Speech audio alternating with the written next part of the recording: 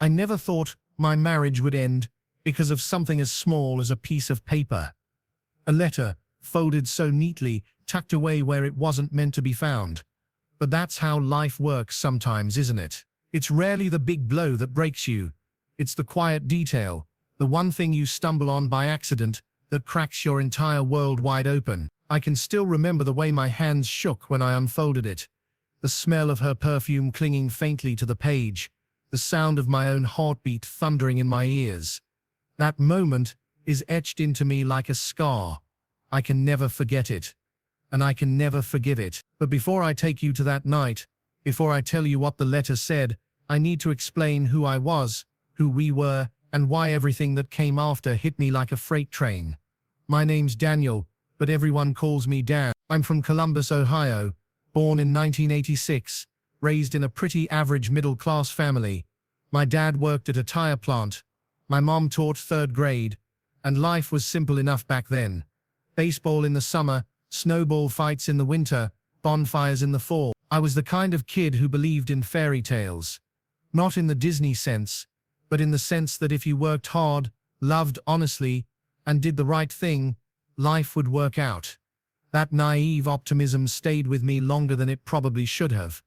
I met Emily in 2011, at a friend's cookout. It was one of those sticky July evenings, the kind where your shirt clings to your back, and the air smells like charcoal, beer, and freshly cut grass. She had this effortless energy about her, bright eyes, blonde hair that caught the light of the fire pit, laughter that made people turn their heads. I was smitten immediately, though I played it cool, pretending to be more interested in the cornhole game than in the girl sitting cross-legged on the lawn with a red Solo cup. We started dating a few weeks later, and honestly, it felt like one of those whirlwind things you hear about. Long drives with the windows down, late-night pizza runs, cheap concerts in Cleveland. She worked in marketing, ambitious and sharp, and I was just finishing my electrician's apprenticeship. We came from different worlds in some ways, but that made it exciting. By Christmas of 2013, I was down on one knee in front of a tree covered in twinkling lights, asking her to marry me. She said yes with tears streaming down her face. Our wedding in June 2015 was picture perfect, or at least it looked that way on Facebook. A barn venue outside Columbus, sunflowers and fairy lights, all our friends from college and high school crammed into one sweaty dance floor. I remember thinking that night, as we swayed to Ed Sheeran's Thinking Out Loud, that I had everything I'd ever wanted: a wife I adored, a future wide open with possibilities, and the kind of love people write songs about. But the truth is, even from the start, there were little cracks. Nothing you'd call a red flag back then, just small things you tuck away in the back of your mind. The way she guarded her phone a little too tightly sometimes. The way she'd come home from girls' nights and head straight for the shower, as if washing away something I wasn't meant to notice. I told myself it was paranoia, that I was being insecure. Everyone has secrets, right? Not bad secrets, just private moments. That's what I convinced myself. By 2018, life settled into routine. We bought a modest house in a quiet neighborhood with tree-lined streets, the kind where kids draw chalk on the sidewalks in summer. I had steady work pulling in overtime on big contracts, and Emily's career was climbing. She traveled more: Chicago, New York, sometimes even London for conferences. I missed her when she was gone, but I was proud too, proud that my wife was out there making a name for herself. But those trips left me with long, empty evenings. I'd come home to a dark house, make myself boxed mac and cheese, and scroll through Instagram, watching other couples post their vacation selfies and baby announcements. Emily and I talked about kids a few times, but she always said not yet, that her career wasn't in the right place. I didn't push it. I told myself we had time. Still, there were nights I'd lie awake staring at the ceiling fan, feeling this gnawing emptiness, like I was sharing my life with someone who was already halfway out the door, and I ignored it, because admitting it felt like betraying the fairy tale I'd built in my head. The moment everything shifted started on a rainy Thursday in March. I came home early from work because one of the job sites got shut down over a permit issue. The rain was coming down in sheets, the kind of Midwest storm where the sky looks bruised and the streets glisten with headlights. I tossed my soaked jacket on the chair and decided to do something I rarely did: tidy up Emily's office. She hated when I touched her stuff, but I figured she'd be gone for another 2 days at a conference in Chicago. Papers were stacked high, sticky notes everywhere, receipts crammed into folders. I started sorting through, humming some stupid old Nickelback song that came on the radio. That's when I noticed the shoebox, pushed behind a row of binders on the bottom shelf. At first I thought it was nothing, just an old box for keeping receipts, maybe. But something about the way it was tucked away, almost hidden, caught my attention. I pulled it out and felt this strange rush in my stomach, like I was crossing some invisible boundary I wasn't supposed to cross. Inside were letters, not emails printed out, not work memos, actual handwritten letters. Who even writes letters anymore? That alone made my pulse quicken. They were folded neatly, some tied with ribbon, like they were precious. I picked up the first one, dated December 2019, written in a man's handwriting I didn't recognize. I won't tell you everything it said, not yet, because that moment deserves its own weight, but I will tell you this: it wasn't business, and it wasn't innocent. My wife had a double life, a world she'd kept sealed away in this box, hidden from me all those years. As I stood there in that dimly lit office, rain battering the windows, holding someone else's words in my trembling hands, I felt the ground shift beneath me. My chest tightened, my breath came short, and all I could think was everything I thought I knew is a lie, and that's where the story truly begins. I sat in that office for what felt like hours, though it was probably no more than 20 minutes. The letter crumpled slightly in my damp palm. My head spun as I tried to process the words on the page, my own breath rasping in my ears louder than the rain outside. The letter began simply, like something out of a movie. "My dearest M," it said. No one called her M except me. I used to think that was our thing, a private nickname that meant something. Seeing it written by another man in that looping cursive was like being punched in the stomach. The words blurred as I read on, but I forced myself to focus. He talked about their last weekend together in Chicago, about the way she'd looked in the hotel room, about how hard it was for him to go back to his world when all he wanted was to stay in her. He wrote about their dreams, about moving to London someday, about living freely, about a love that didn't have to hide. And then near the end, the words that sealed it: "I know you said you can't leave him yet. I understand, but promise me one day you. Until then I'll keep this between us. Always." My heart clenched so hard I thought it might stop. The air left my lungs, and for a second I actually wondered if I was having a heart attack. I dropped the letter on the desk and staggered back, gripping the chair like it was the only thing keeping me upright. Emily wasn't just flirting, she wasn't just venting to some coworker, she was in love with someone else. She had been planning a future with another man while sleeping in my bed, kissing me goodbye, telling me she loved me. I wanted to scream. I wanted to punch a hole in the drywall, throw that shoebox across the room, smash it until the letters scattered like ash, but I couldn't move. My body locked up, frozen with a kind of shock I'd never felt before. After a few minutes or maybe an hour, I finally forced myself to sit down, the letters still open in front of me. My hands were shaking so badly I could barely unfold the others, but I did, one after another. There were at least 15 letters in that box, dating back to I read them one by one, each word a nail in the coffin of my marriage. Some were short, just a page or two. Others were longer, spilling with longing, frustration and secret. They mentioned stolen weekends in Chicago, conferences that weren't really conferences, and even a trip to New York in 2021 where they'd spent 5 days together while I thought she was buried in client meetings. What gutted me most wasn't just the betrayal, it was the intimacy. The way he described her laugh, her quirks, her little habits, things I thought only I noticed. He knew her in ways I thought were mine alone. I remember one letter dated July 2020, right in the middle of the pandemic. He wrote about how they were apart for months because of lockdowns, but how he cherished their late-night Zoom calls, how he couldn't wait until the world opened again so he could hold her. I thought back to that summer, how she'd seemed restless, how she said she was overwhelmed with work stress. I'd chalked it up to the uncertainty we were all facing. Turns out she was just missing him. By the time I reached the last letter, one dated only 2 months before in January 2022, I was numb. In it he begged her to finally tell me the truth. He wrote about how their love deserved to be real, how living in shadows was tearing him apart, and she responded though I didn't have her replies. He referenced them saying she just needed more time, that things with me were complicated. Complicated. That word repeated in my head like a drumbeat. Our marriage wasn't complicated. It was a lie. When I finally stood, my legs were stiff, my stomach twisted in knots. I stumbled to the kitchen, grabbed the bottle of bourbon I kept above the fridge, and poured myself a glass with shaking hands. It burned all the way down, but the fire in my chest was still stronger. The hours that followed were a blur. I sat on the couch staring at the dark TV screen, the letters spread out on the coffee table like evidence in some crime investigation. I kept picking them up, rereading phrases, torturing myself with details. At some point I realized my phone had been buzzing, texts from Emily, probably checking in from her conference. I didn't open them.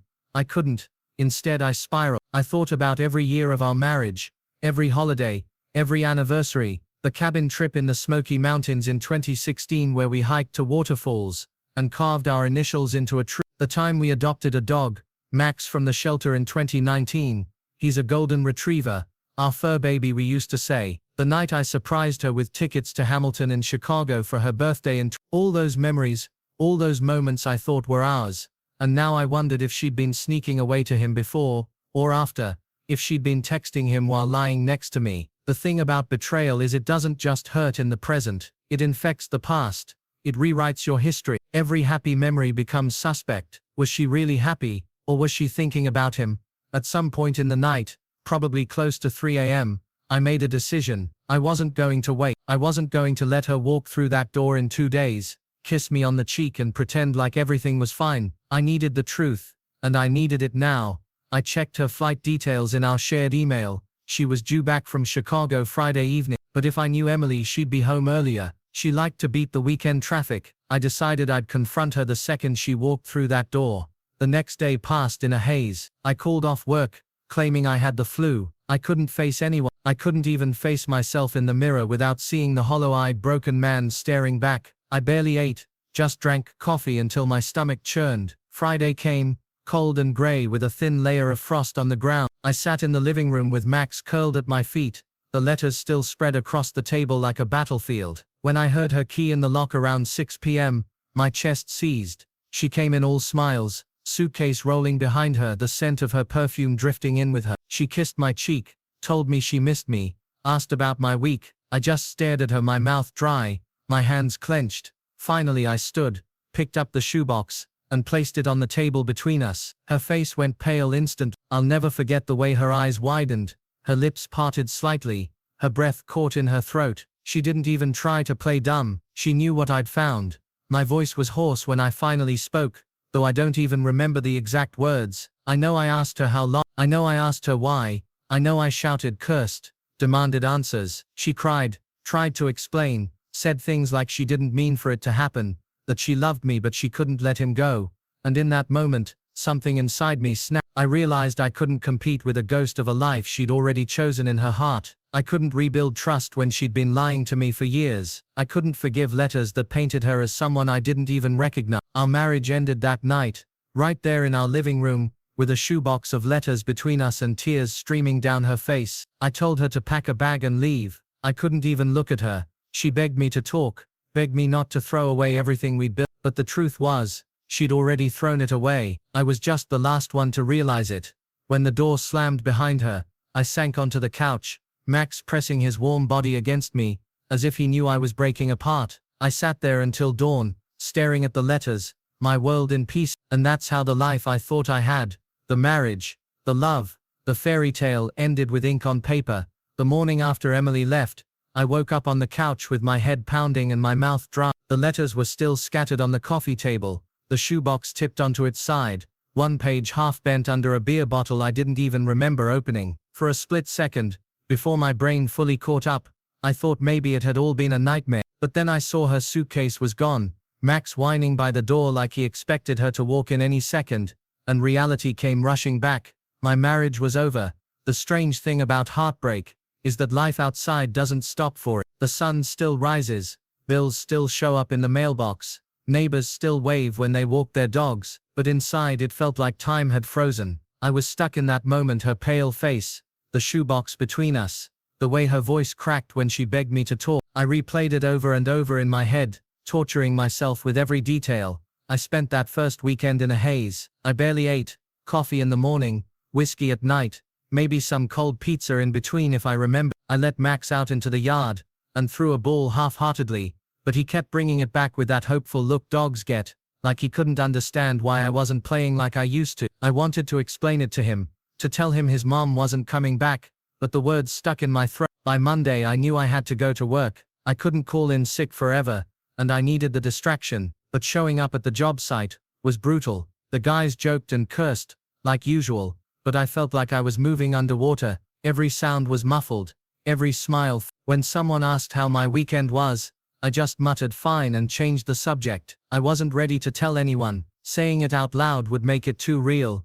At night, the silence in the house was unbearable. I'd wander from room to room noticing her absence everywhere. The half-empty bottle of shampoo in the shower, her slippers by the bed, a scarf draped over the back of a chair. Even the smell of her perfume lingered in the closet, and every time I opened it to grab a shirt, I felt like I was suffocating. Sleep became impossible. I'd lie awake staring at the ceiling, my mind looping through memories and questions. Was she with him now? Did she go straight to his arms after leaving me? Had she been planning this all along, waiting for the right moment to walk away? The questions ate at me like acid. After a week, I finally told someone, my sister Claire. She's 2 years younger than me, a nurse in Cincinnati. We've always been close, but I dreaded the conversation. I called her on a Thursday evening, pacing the kitchen, the letters still sitting in that damn shoebox on the table like a wound I couldn't clean. When I told her, there was silence on the other end, followed by a sharp intake of breath. She asked if I was sure if I'd confronted Emily. I told her everything.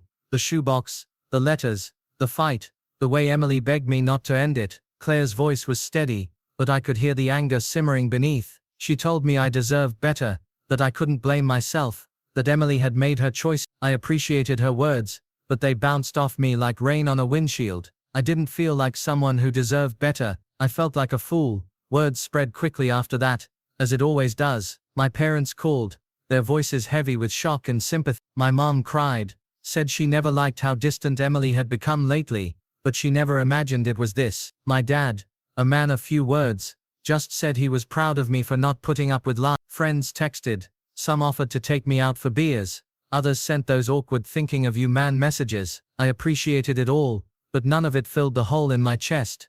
The weeks dragged on, work kept me upright, but the evenings crushed me. I started jogging just to tire myself out, running through the quiet streets of our neighborhood until my lungs burned. I lost 10 pounds without even trying. Max became my lifeline, the only reason I had to get out of bed some morning. I'd bury my face in his fur and let the tears come, the kind of raw sobs I hadn't let myself cry since I was a kid. I couldn't bring myself to touch the letters again, but I couldn't throw them away either. They sat in that shoebox on the table for weeks, taunting me. Sometimes I'd catch myself staring at it for an hour, debating whether to burn it, shred it, or lock it away in the attic, but I didn't. I couldn't. It was the only proof that I wasn't crazy, that my pain was real. One night, maybe a month after she left, I got a call from Emily. Seeing her name light up my phone sent a jolt through me, like electricity in my veins. I almost didn't answer, but curiosity got the better of me. Her voice was shaky, like she'd been crying. She asked how I was,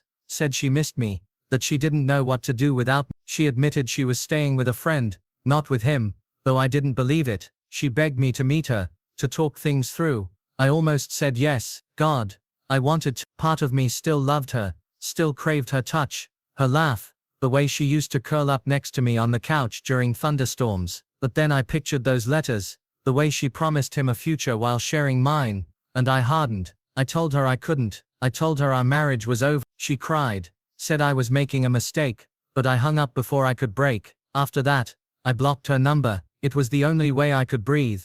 But blocking her didn't block the memories. They haunted me everywhere. Grocery shopping, I'd see her favorite cereal and feel my stomach twist. At the gas station, I'd hear a song she loved playing over the speakers, and nearly lose it in front of strangers. Even driving past the Starbucks where she used to stop on her way to work, felt like a gut punch. Social media was worse. At first, I scrolled obsessively, half hoping to see a photo of her with him, to confirm my worst fears, but she didn't post anything, and neither did he. That silence was its own torture. Eventually, I unfollowed her, but not before spending hours one night staring at our old photos, vacations, holidays, even just silly selfies at home. I wanted to delete them, but my finger froze every time I tried. Deleting them felt like deleting my life. The hardest part came 2 months in when divorce paperwork arrived. Seeing her name in those legal documents, the words irreconcilable differences, typed in cold black ink, made it all final in a way I wasn't ready for. Signing those papers was like signing the death certificate of a part of myself. By summer 2022 I was barely hanging on. I went through the motions, work, bills, dog walks, but inside, I was hollow. Friends tried to set me up with people saying I needed to get back out there. I wasn't ready. How could I even think about trusting someone again, when the person I trusted most had lied to me for years? The nights were the worst. I'd lie awake, staring at the ceiling fan spinning slowly, listening to the distant hum of cars on the highway. My mind would wander to all the what if I'd confronted her sooner, back when the red flags first appeared? What if I'd been more attentive, less consumed by work? What if I'd fought harder for us instead of ending it that night? Those thoughts ate at me, kept me trapped in a loop of guilt and regret. I knew, rationally, that her choices weren't my fault, but emotions don't follow logic. It wasn't until September, 6 months after that night, that I hit rock bottom. I came home from work one evening, collapsed onto the couch, and realized I hadn't spoken to another human being outside of work in over a week. My fridge was empty except for expired milk and condiments. I hadn't shaved in days, hadn't cleaned the house in weeks. Max looked at me with those sad eyes, and for the first time, I wondered if he'd be better off with someone else. That scared me, because if I was starting to think even my dog would be better without me, then where did that leave me? So I called Claire. I told her everything. The loneliness, the anger, the nights of drinking myself to sleep, the thoughts I didn't want to admit. She didn't lecture me, she just listened, then told me to come stay with her for a while. I hesitated, but that weekend I packed a bag, loaded Max into the truck, and drove to Cincinnati. Staying with Claire was like coming up for air after nearly drowning. She cooked real meals, dragged me out for walks, made me watch dumb Netflix shows until I laughed again. It didn't fix everything, but it reminded me that I wasn't completely alone. Slowly I began to rebuild. I wish I could tell you that after the truth came out, everything made sense, that the betrayal had a clear reason, and I walked away stronger. But life doesn't work like that. Pain doesn't follow a neat timeline. It lingers. It claws at you in moments you least expect. And sometimes, the questions echo louder than the answers ever could. In the days after discovering her secret, I walked around like a ghost. My apartment felt like a stranger's home. The walls that once held our laughter now seemed to mock me with their silence. Every corner of that space carried a memory. Her mug on the shelf, her perfume still clinging to the pillow, her hair ties scattered in drawers. I should have thrown them away, but I couldn't. I wasn't ready. I couldn't decide if holding onto them was masochistic or if it was the last thread tying me to the person I thought she was. Nights were the hardest. I'd lie down exhausted, my body begging for rest, but my mind wouldn't stop replaying every conversation we'd ever had, every I love you, every touch, every promise. I'd wonder which ones were real and which ones were lies. Did she mean it when she said I was her world, or was she already thinking of him, planning her escape? The cruelty of betrayal is not just in the act, but in how it poisons the past. Memories once sweet now feel corrupted, like film negatives burned at the edges. I tried to drown it all out, long walks, music, even work, but no matter what I did, her voice lingered. The way she had said "you deserve better" kept I used to think those words were noble, like she was sacrificing her happiness for mine, but now I knew better. She wasn't saying I deserved better because she loved me. She was saying it because she was already gone in her heart. Those words were her excuse, her shield, her escape. One night, unable to bear the suffocating silence, I called my best friend Mark. I hadn't told him everything yet. I was too ashamed, too broken to admit how badly I had been fooled. But when he picked up, and I heard his steady, familiar voice, the dam broke. I poured everything out, the texts I found, the months of growing distance, her final confession. I expected judgment, maybe even an "I told you so," but instead he just listened. At the end he said something that stuck with me. "You're grieving her, but you're also grieving the version of her you created in your head. That's the hardest part." He was right. I wasn't just mourning the end of a relationship. I was mourning the loss of a dream, the life I thought I was building, the future I had pictured. It felt like standing at the edge of a cliff, realizing the bridge you'd been walking on was never real to begin with. Weeks turned into months. I wish I could say I healed quickly, but healing isn't a straight line. Some days I felt almost normal, laughing with coworkers, grabbing drinks with Mark, convincing myself I was moving on. Other days, one small trigger, a song we used to play on road trips, a photo popping up in my phone gallery, would send me spiraling back into the abyss. I'd sit on the floor of my apartment, tears running down my face, feeling like I'd never escape the shadow of her betrayal. Social media made it worse. No matter how hard I tried, I'd stumble upon glimpses of her life, smiling in new photos, traveling to places we once dreamed of visiting together, sometimes even with him. The man who had been in the background of my life all along, the man she had chosen over me. I hated him. But more than that, I hated myself for comparing, for wondering what he had that I didn't. Was he funnier, richer, stronger, or maybe it wasn't about him at all? Maybe it was about me not being enough. That thought consumed me more than anything else. There was one night I remember vividly. I was sitting alone on my balcony, a glass of whiskey in hand, staring at the city lights. My phone buzzed with a notification. It was her birthday. The date burned into my memory like a For years I had made it special.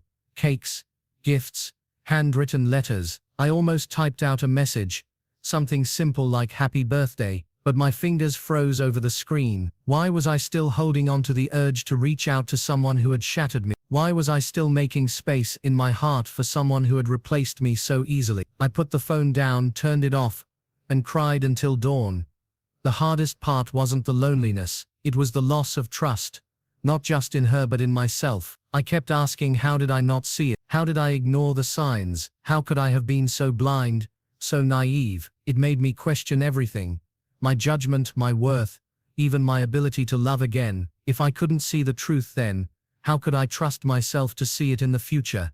But healing has a strange way of sneaking up on you. It doesn't come in grand gestures or sudden revelations. It comes quietly, in small moments you barely notice at first, like the day I realized I hadn't thought about her for an entire afternoon, or when I really laughed at a stupid joke Mark made, and it didn't feel full, or when I walked past our favorite cafe without feeling like someone had stabbed me in the chest. I began writing again, something I hadn't done in years, journaling, poetry, fragments of thoughts scribbled late at night. It wasn't about her, not always. It was about me, about the mess of emotions boiling inside me, about trying to give shape to the chaos. Writing became my therapy, my way of bleeding onto the page instead of into my own heart. There was one entry I wrote that I'll never forget. It said, "She said I deserved better, and maybe she was right, not because I wasn't enough, but because I was too much for someone who couldn't handle real love. Maybe the truth is I do deserve better.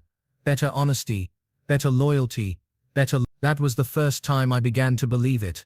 Still, I'd be lying if I said the cracks completely healed. They didn't. They probably never will. Some wounds don't close neatly. They leave scars, reminders of what you've survived. But maybe that's not a bad thing. Maybe scars are proof that you lived, that you loved, that you risked your heart even when it broke you. And as I look back now, I realize those cracks, the ones she left behind, became openings for new light to enter. Pain changed me.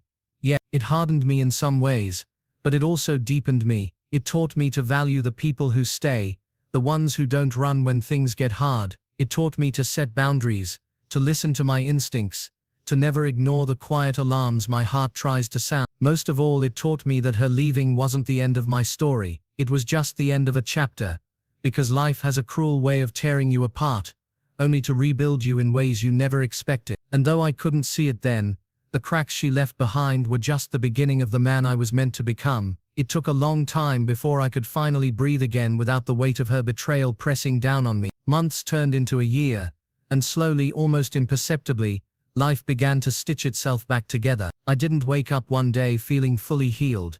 There's no such thing.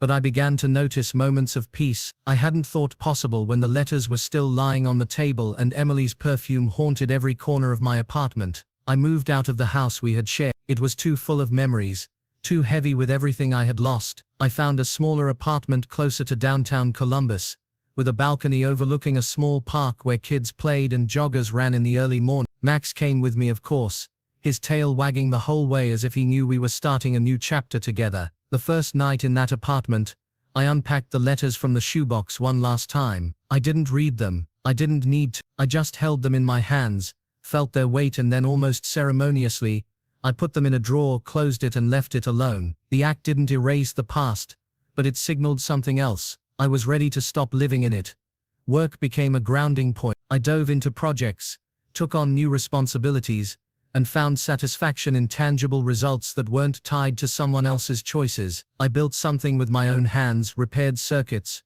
rewired old houses, and in the glow of every successful project, I felt a small spark of pride. For the first time in a long time, I believed in my abilities, in myself, and slowly, in small ways, I started living again. I went to the coffee shop down the street on Saturday mornings, got lost in novels I had abandoned years ago, and even started jogging in the mornings without the weight of sadness dragging me down. I reconnected with friends I had neglected, laughing at old inside jokes, and realizing that life still had joy to offer if I was willing to let it in. But the most profound change wasn't external, it was inside. I stopped blaming myself for her choices. I stopped asking why and started asking what now. I realized that the man I had been in that marriage, trusting, naive, and willing to forgive endlessly, was not the man I wanted to be anymore. I wanted to be stronger, wiser, someone who valued himself enough not to tolerate deceit. One afternoon, while walking Max through the park, I noticed a small art gallery tucked into a corner of the street.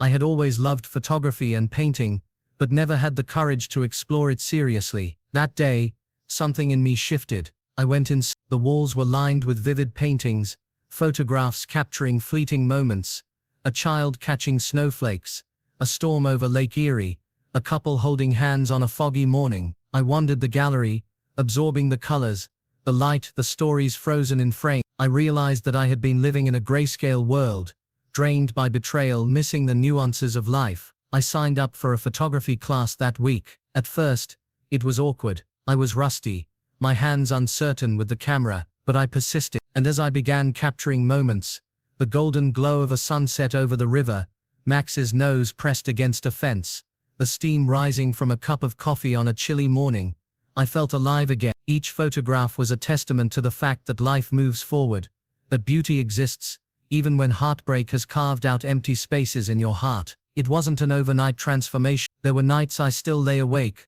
thinking about Emily, wondering if she ever regretted it, if she ever thought of the man she left behind. But instead of letting those thoughts eat me, I started writing about them. Journals, essays, short stories, sometimes raw and angry, sometimes reflective and sad. Writing became a bridge between the pain and the person I wanted to be. It allowed me to process, to release, and eventually to forgive. Not her but myself. I had blamed myself for years, and that weight was heavier than anything she had done. And then, in a way I didn't expect, love found me again. Not the fiery whirlwind love that Emily had brought into my life, not the reckless, intoxicating. This was gentler, quieter, built on trust and shared moments rather than passion and secrecy. Her name is Hannah. I met her at a gallery opening. She was a painter, laughing at the quirky captions on one of her own works, and something about her energy felt grounding. We started talking, casually at first, about art, travel, the kind of random life topics that don't feel heavy, and over months, those talks became dinners, walks in the park, coffee on rainy morning. I wasn't chasing love anymore. I was letting it happen naturally, cautiously, without the reckless abandon of youth or desperation. With Hannah, I didn't feel the crushing weight of expectation. I felt seen, I felt respected, I felt safe. And in her, I found a kind of partnership I hadn't realized I was missing all those years. Honesty, loyalty, and laughter that wasn't fleeting or performative. I never forgot Emily. I think that will always be true. But her presence in my past became a lesson rather than a change. She taught me, in the harshest possible way, the value of truth, the consequences of deceit, and the strength that exists in standing up for yourself. And she reminded me, as cruel as it was, that love, when built on lies, will never endure. Looking back now, I realize something crucial. Betrayal doesn't have to define you. Heartbreak doesn't have to destroy you. It can carve out space for something new, something authentic, something real. It can teach you to value your own worth, to trust your instincts, and to recognize the difference between someone who loves you and someone who merely wants you to occupy their life until something better comes along. I'm not the same man I was when I found that shoebox of letters. That Daniel would have collapsed completely, let the world consume him, and maybe never recovered. This Daniel, the one you're reading about now, has scars, yes, but he's alive. He's grateful for small joys, for true friendship, For honest love, he laughs.